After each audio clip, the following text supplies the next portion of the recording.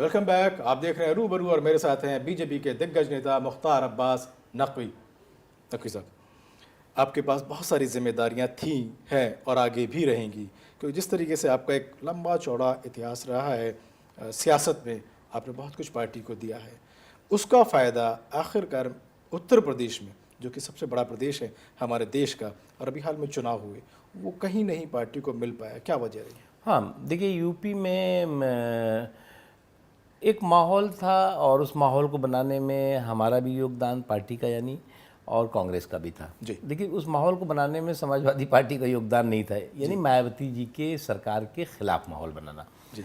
उसमें मायावती जी की सरकार की कमियां, करप्शन और तमाम तरह की चीज़ें थी, जिसमें बीजेपी ने आंदोलन छेड़े, बीजेपी के कैडर ने गांव-गांव तक इस माहौल को बनाया।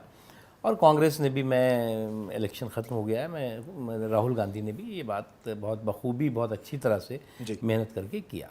जी।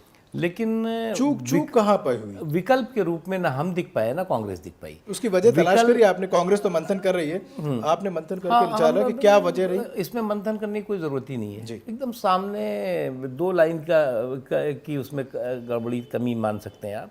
एक तो ये है कि लोग विकल्प चाहते थे, लोग बदलाव तो चाहते थे, लेकिन विजिबल विकल्प जो है वो समाजवादी पार्टी यानी कि दिखा। देखिए पार्टी के साथ लोग पर्सनालिटी ढूंढ रहे थे जी।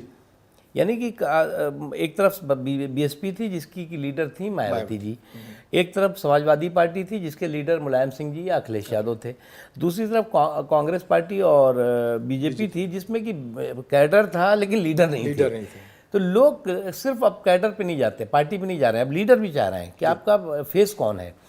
हम फेस को नहीं प्रोजेक्ट कर पाए। कांग्रेस जो है वो राहुल गांधी जी को प्रधानमंत्री बनाती रही जी, उनको जो है मुख्यमंत्री दिख ही नहीं रहा था। उन्होंने भी अजीब व गरीब मुद्दे छेड़े, कभी राष्ट्रपति शासन की बात करते थे, कभी मुस्लिम आरक्षण की बात करते थे।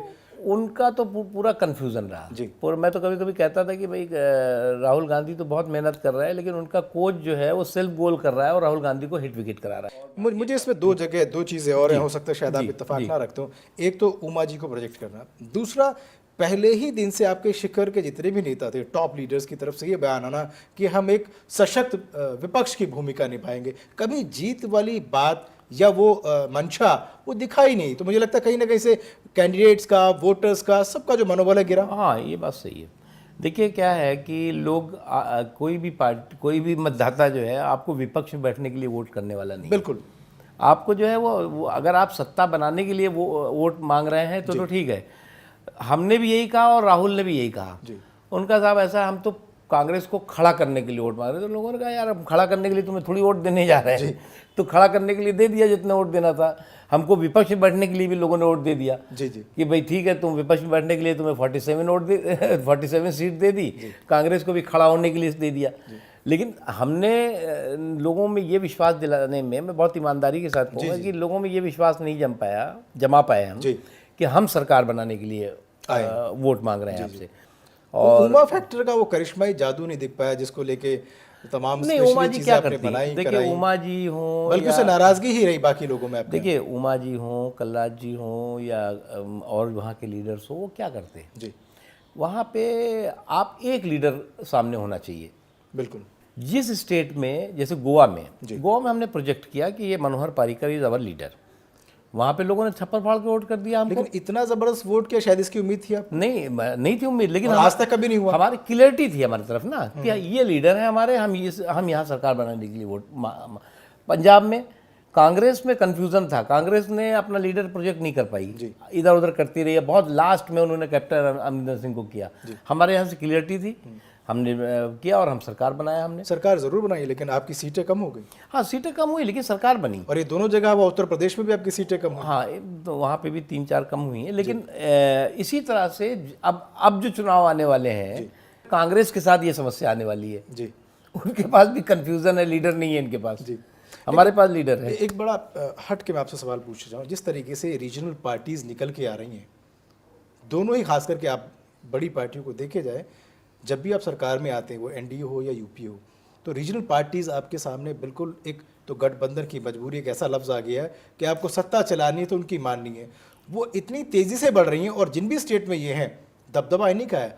आप चाहे पश्चिम बंगाल चले जाइए, आप केरल चले जाइए, आप अभी उत्तर प्रदेश में भी आपने देखा, वहाँ पर मुझे लगता है कि मायावती क्योंकि रीजनल थी, लोकलाइज पार्टी थी, उसका जवाब एक लोकलाइज पार्टी ही दे सकती थी और वो विकल्प उनको मुलायम सिंह ने देखिए, गठबंधन का युग है, गठबंधन एक सच्चाई है जी लेकिन इसमें मैं एक शेर कहूँगा आपसे कि लिहाज आँख का रिश्तों का डर नहीं होता जी। जब एक शख्स के हाथों में घर नहीं होता। बिल्कुल। अटल जी के नेतृत्व में जो एनडीए का गठबंधन था, उसने पूरी देश को में ये एक एहसास कराया कि गठबंधन की सरकारें भी ईमानदारी के साथ और विश्वास के साथ और सफलता के साथ चल सकती है। बिल्कुल। और बड़ी बड़ी चुनौतियाँ आई, अटल जी ने उस चुनौतियों पे इसी गठबंधन की एनडीए की सरकार ने सफलता हासिल की, चाहे वो करगिल का युद्ध रहा हो, चाहे पोखरण के टेस्ट के बाद पूरी दुनिया ने जिस तरह से अमेरिका जैसे देश या ब्रिटेन जैसे देशों ने जो है आर्थिक प्रतिबंध लगा दिया, उसके बावजूद भी हम आगे बढ़े और आर्थिक प्रतिबंध हटा। तो ये जो सरकार रही, ये सरकार निश्चित तौर से प्रधानमंत्री बहुत ईमानदार हो सकते हैं जी। लेकिन एक ईमानदार प्रधानमंत्री की जो बेईमानी का पर बवाल हुआ, उसका एक नतीजा ये हुआ कि सरकार की साख गिर गई जी। और इसलिए कोई उस लीडरशिप को न तो उसने किसी लीडर ने स्वीकार किया और न उस लीडरशिप के साथ आया। बिल्कुल। अटल जी जब तक थे एनडीए मजबूत थी, बीजेपी मजबूत थी। अटल जी के बाद जो विकल्प आना चाहिए था एक उसी तरीके के व्यक्तित्व का, शायद उसकी तलाश अभी भी बीजेपी को है। अगर वो हो तो शायद बीजेपी इतने हिस्सों में बिखरी नहीं होती, उसकी शक्ल सूरत कुछ और होती। नकवी साहब से कुछ और बात करेंगे रूबरू में, फिलहाल लेते हैं एक ब्रेक।